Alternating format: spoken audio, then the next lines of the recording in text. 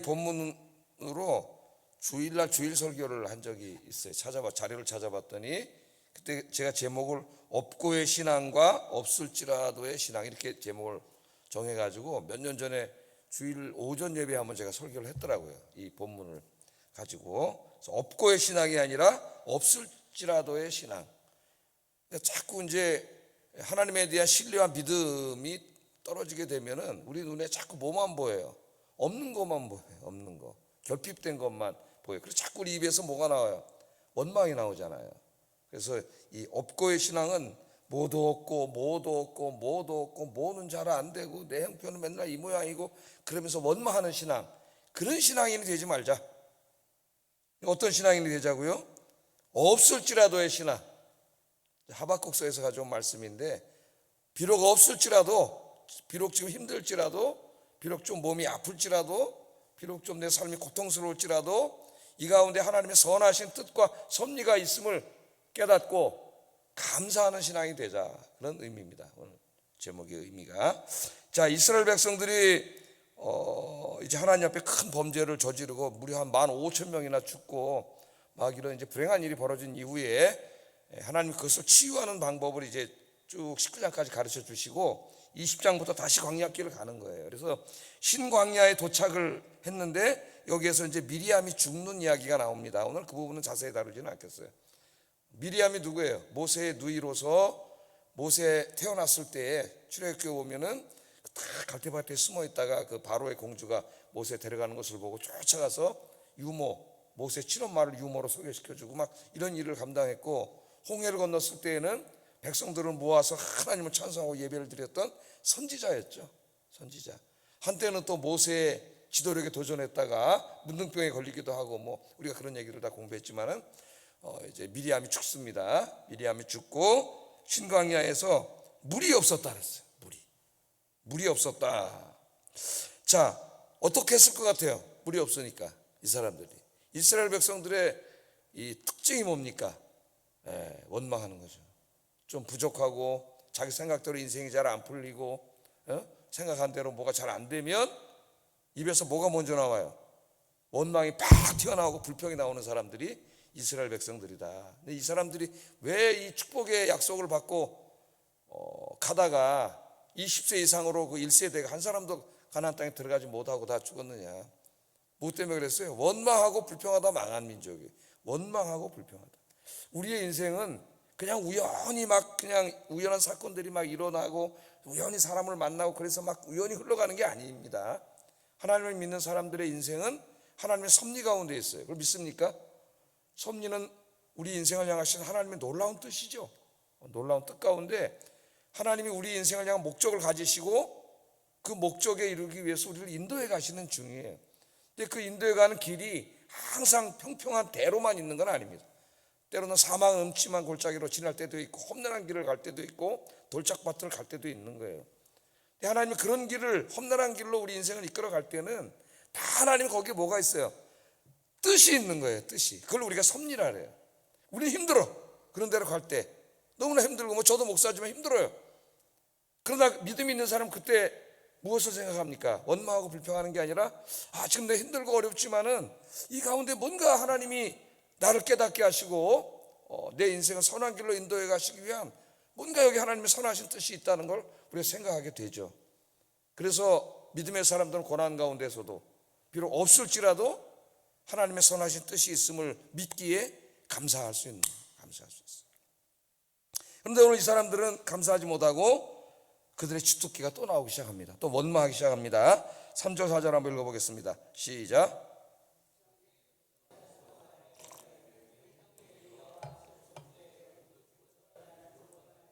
너희가 어찌하여 회중을 이 광야로 인도하여 우리와 우리 짐승이 다 여기서 죽게 하느냐.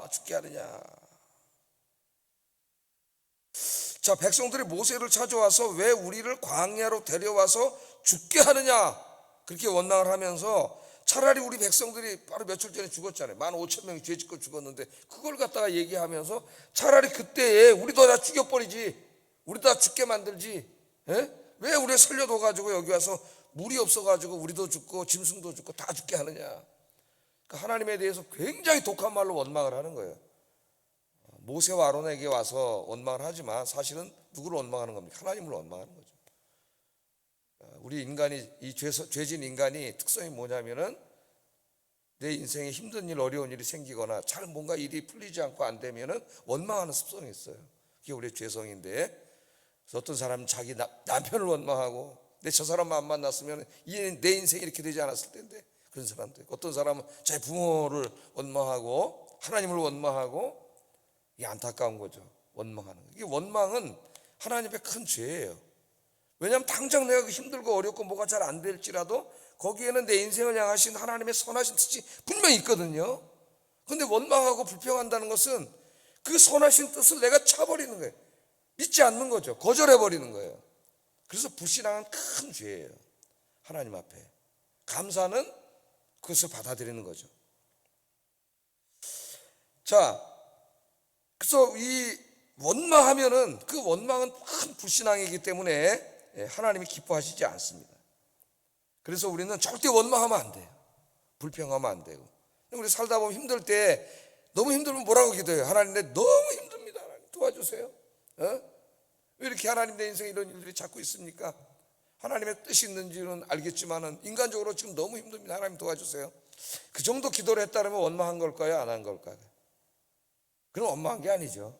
그거는 뭐 한 거예요? 하나님 앞에 자기의 심정을 토해낸 거지. 하소연한 거예요. 그런 기도들이 이제 시편에, 고난 시편에 보면 굉장히 많이 나와요. 근데 이스라엘 백성들의 지금 이 원망은 그런 하나님 앞에 하소연하는 게 아니에요. 하나님 그런 걸 뭐라 그러진 않으세요. 욥처럼, 욥기 읽어보면 욥이 어떻게 보면 하나님 원망하는 것 같은데 자기 힘든 그 마음을 하나님 앞에 계속 쏟아놓는 것이죠. 하나님 떠나지 않아요. 그러나 이거는 완전한 불신앙이에요. 하나님 앞에. 차라리 우리를 죽이지, 15,000명 죽일 때 우리 다 죽이지, 왜 우리 살려둬가지고 물 못 먹고 죽게 합니까? 광야길을 지금 가는데 제일 필요한 게 뭐예요? 광야길에서 물이에요. 물. 그러니까 이 물은 이스라엘 백성들이 항상 신앙의 바로미터입니다. 바로미터. 그래서 물이 없을 때 한번 원망한 적 또 있었죠.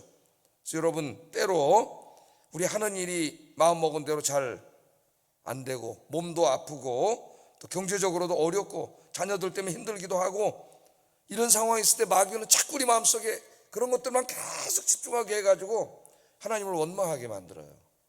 큰 죄를 짓게 자꾸 만들어요. 우리의 마음은 심리학자들에 의하면은 있는 우리 주변에 내 인생이 벌어지고 있는 상황들을 객관적으로 반영하지 않는다 그래요. 우리의 마음이. 그러니까 우리의 마음이 어떤 한 곳에 이렇게 딱 집중이 되면은 계속 거기 집중이 되게 되는 거예요. 여러분 이제 구글 같은 데 이렇게 켜가지고 예를 들어서 미움 이렇게 딱 치면 뭐가 나와요? 그 미움에 관한 것만 계속 쫙 나오잖아요.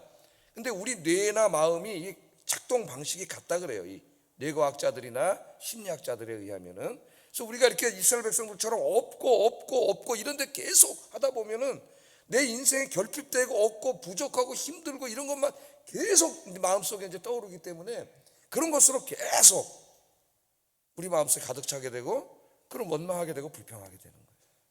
그러니까 내 마음이 내게 벌어지고 있는 상황을 객관적으로 반영하지 않는다는 걸 알아야 됩니다. 이미 내 마음이 부정적인 곳에 계속 집중되어 있으면 계속 그런 생각만 나게 돼요. 그래서 여러분, 원망하지 말고 기도하는 여러분 되기를 주의 이름으로 축복합니다. 아프면은 건강을 위해서 기도하세요. 여러분, 경제적으로 어려우면은 경제를 좀 회복시켜 달라고 기도하세요.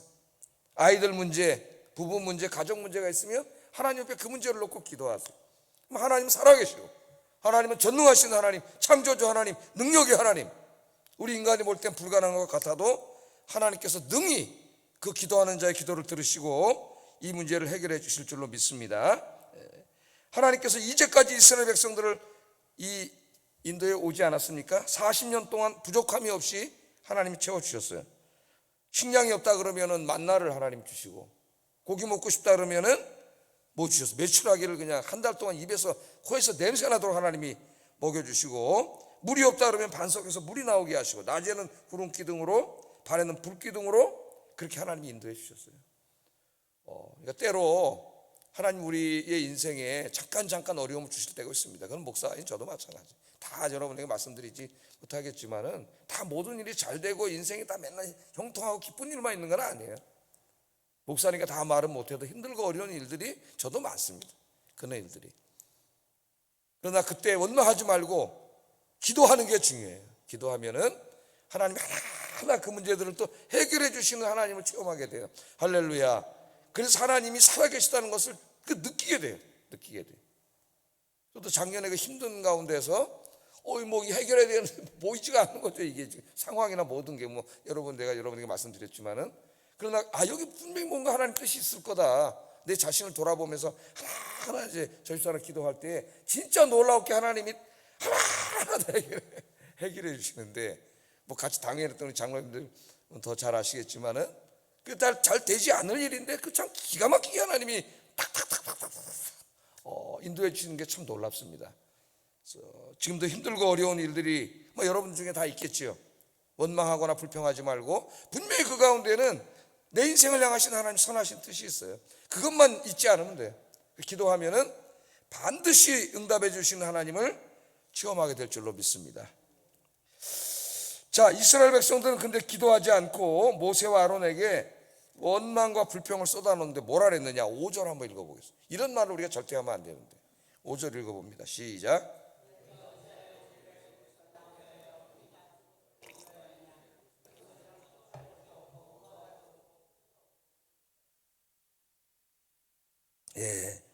뭐라 그랬어요? 이 말하는 걸 보세요. 어찌하여 우리를 애굽에서 나오게 하여. 애굽에서 뭐였어요? 이 사람들이 노예였잖아요. 애굽에 국고성을 짓는데 아침부터 밤 늦게까지 동원되었던 노예였고, 지푸라기도 주지 않고 공사량을 똑같이 줘가지고 공사를 다 제 기간 내에 못해오면 채찍으로 때리고 매맞고 너무나 힘들었고 하나님 부르짖었던 그거잖아요. 거기서부터 하나님 구원해 주신 거 아닙니까? 여러분들 우리 인생으로 비교해 본다면 사탄에게 속아가지고 죄 가운데 살면서 죄 짓고 살다 지옥 갈 인생이었는데 하나님 거기서 우리를 구원해 주셨잖아요. 그런데 뭐라 그래요 지금? 너희가 어째 우리를 애굽에서 나오게 하여. 이 하나님 인도하신 선한 길을 뭐라 그래요?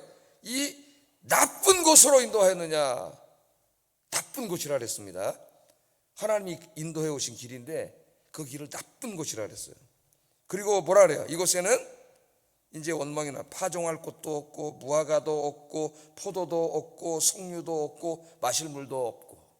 아까 제가 뭐라 그랬어요? 우리 마음의 상태는 현실을 객관적으로 반영하지 않는다 그랬죠. 이 사람들이 불신앙적인 마음이 없는 곳에 집중을 하고 보니까 자기 인생에 없는 것만 쫙 나오는 거예요. 구글에 없고 치면 없고만 나오듯이 이 뇌와 마음이 온통 없고로 장악된 거예요. 이것도 없고 저것도 없고 저것도 없고 저것도 없고.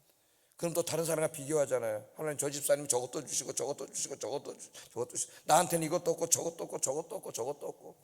지금 이 상태가 된 겁니다. 하나님이 우리의 길을 나쁜 곳으로 인도할까요? 하나님은 우리의 인생을 나쁜 곳으로 인도하지 않으세요. 내가 사망의 음침한 골짜기로 다닐지라도 해를 두려워하지 않을 것은 주께서 나와 함께 하십니다. 주의 지팡이와 막대기가 나를 안위하시나이다. 이 시편이 어떤 시편이에요? 여호와는 나의 목자시니 내게 부족함이 없으리로다. 그가 나를 푸른 초장에 누이시며 쉴 만한 물가로 인도하시는도다. 이 시편이잖아요. 그러니까 목자가 양들을 데리고 이제 가는데 어디로 가요? 항상 먹을 것이 많은 풀이 많은 곳으로, 연한 풀이 많은 곳으로. 목자는 알지 않습니까? 양은 몰라요. 그걸로 다 목자가 데려가요. 양은 어떻게 하면 돼? 따라가면 되는 거예요. 목자가 가는 길로. 또 그걸 다 먹은다면은 잔잔한 시냇가에 가서 그 신선한 물을 마시도록 또 목자가 다 인도해 가잖아요. 그런데 목자가 인도해 가는데 거기 이리도 있고 곰도 있고 양을 해치려는 무리들이 많지 않습니까? 그래서 목자는 어디로 데려가요? 항상 제일 안전하고 빠른 길로, 그 초지가 있고 물이 있는 제일 안전하고 빠른 길로 가는 거예요. 근데 그걸 가다 보면 때로는 골짜기 길로 갈 때가 있다는 거예요. 사방이 음침한 골짜기. 그런데 그 골짜기를 지나갈 때는 힘들어요. 왜 이렇게 골짜기로 데려오지? 하나님 내 인생을. 그러는데 그 골짜기는 사실은 저 푸른 초장과 잔잔한 물가가 있는 곳으로 가는 가장 빠르고 안전한 길이에요. 인간은 그걸 몰라. 근시안적이기 때문에 그 골짜기 지나갈 때 죽겠습니다. 그러고 또 하나님 앞에 막 원망하고 그러는 거예요. 사실은 하나님 어디로 좀 잠깐은 힘들고 어렵지만은 제일 어느 길로 가는 거예요? 저 푸른 초장에 있는 길로 가는 것이죠. 그러니까 길은 뭐가 중요해요? 가는 과정에 돌이 있느냐 좁은 길이냐 넓은 길이냐가 중요한 게 아니고 그 길이 어디로 가고 있는 길이냐가 중요한 거잖아요. 어디로. 하나님 지금 어느 길로 데려가고 있어요. 약속의 땅, 적과 꿀이 흐르는 땅으로 그리로 하나님 데리고 가시는데 하나님이 가시는 길은 좋은 길이에요. 그런데 하나님이 지금 자기 인생을 이끌어가는 것을 나쁜 곳이라고. 나쁜 곳이라고. 이 나쁜 곳으로 내 인생을 이렇게 형편없는 곳으로 내가 좀 먹고 살라 그러는데 내 직장을 이딴 곳으로 이게 불신앙이죠. 네? 나쁜 곳으로 인도한다 그랬어요. 여러분 당장 다 우리가 이해하지 못한다 할지라도 하나님 우리를 나쁜 곳으로 인도하지 않습니다. 하나님 우리 아빠세요. 선한 길로 인도하세요. 그걸 믿고 기도하시는 여러분 되기를 주의 이름으로 축복합니다. 자, 두 번째는 없고를 계속 얘기하잖아요. 아까 없고의 신앙인이 되면 안 된다 그랬죠. 없는 것만 바라보고 원망하는 신앙인이 되지 말자 그랬어요. 없고를 한번 생각하니까 없고를 친 거예요. 자기 뇌 컴퓨터에다가 없고. 그러니까 뭐만 나와 머릿속에서 계속 없는 것만 생각나는 거예요. 없는 거. 그럼 저도 한번 제가 없는 거 한번 생각하면 100가지도 더 나올 거예요. 다른 사람과 비교해서. 그럼 제 신앙생활 제가 제대로 할 수 있을까요? 불평과 원망과 막 이런 것만 나오겠죠. 예? 그러니까 우리 마음이 아까 제가 말했어요. 보면 중요한 겁니다. 내가 처한 상황을 객관적으로 반영하지 않는다고. 어느 순간 한 곳에 꽂히면 계속 거기만 오는 거예요. 그러나 하나님 주신 것들을 생각하면 계속 하나님 주신 것들만 생각나는 거예요. 여기 보면은 파종할 것도 없고 무화과도 없고 포도도 없고 석류도 없고 물도 없고 사막이니까 다 없잖아요. 사막에 뭐가 있어요. 그런데 그걸 분류해가지고 없는 것만 계속 얘기하는 거죠. 그런데 이 네 가지만 빼면은 훨씬 더 많은 것을 이미 하나님 주셨어요. 만나도 있고 메추라기도 있고 수많은 가축도 있고 구름기둥도 있고 불기둥도 있고 더욱 중요한 것은 하나님이 그들과 함께 계시고 할렐루야. 이게 마음에 있었으면 계속 감사가 남았을 텐데 없고만 계속 생각하는 거죠. 그래서 여러분 이제 우리가 기도해야 됩니다. 우리의 마음이 병들면 안 되겠어요. 없고 없는 것 이런 거 자꾸 생각하면 계속 내 마음이 거기 사로잡혀요. 그럼 지옥이 돼버려. 절망이 몰려오고 원망이 나올 수밖에 없어요. 하나님 주신 것들 생각하면서 기도하면서 감사할 수 있기를 주의 이름으로 축복합니다. 그 대표적인 사람이 이제 제가 아까 없을지라도 그 사람 누구예요? 하박국이잖아요. 하박국 선지자가 그런 사람이지 않습니까? 자기 조국이 바벨론에게 멸망하는 모습을 지켜보면서 하박국은 하나님을 도저히 이해할 수가 없었습니다. 하나님은 의로운 하나님이시고 정의로우신 하나님이신데 어떻게 하나님께서 하나님의 언약 백성들이 저 할례 받지 못한 이방 민족에게 짓밟히도록 하나님 내버려 두시는가? 이걸 이해할 수가 없었어요. 그래서 혼란스러웠습니다. 그래서 어떻게 했어요? 하박국이 혼란스러워서 원망했나요? 성전에 가서 기도했잖아요. 그게 중요한 거예요, 여러분. 혼란스러울 수 있어요. 우리 인간이기 때문에. 근데 그때 중요한 게 뭐냐면 하나님께 물어봐야지. 하나님 앞에 가서 기도했잖아요. 성전에 가서 기도했더니 하나님 가르쳐 주셨잖아요. 예? 악인들이 당장은 번영하는 것 같지만 악인들에게는 끝이 있다. 저들은 지금 인생이 저 가파른 언덕 저 끝에 걸려있는 것과 같다 그러잖아요. 바벨론의 인생이. 예? 하나님의 백성들이 당장 힘든 것 같지만 하나님이 큰 복을 주신다는 이 약속의 말씀을 듣습니다. 하박국이. 그때 이제 큰 깨달음을 얻게 되죠. 그래서 하박국이 회개하고 부른 그 기도의 노래가 우리가 가스펠성으로 부르는 그 유명한 노래 아닙니까? 하박국 3장 17절 19절 한번 읽어보겠습니다. 시작. 포도나무에 열매가 없으며 감람나무에 소출이 없으며 밭에 먹을 것이 없으며 외양간에 소가 없을지라도 나는 여호와로 말미암아 즐거워하며 나의 구원의 하나님으로 말미암아 기뻐하리로다. 주 여호와는 나의 힘이시라. 나의 발을 사슴과 같게 하사 나를 나의 높은 곳으로 다니게 하시리로다. 아멘. 아까 다 차이가 나잖아요.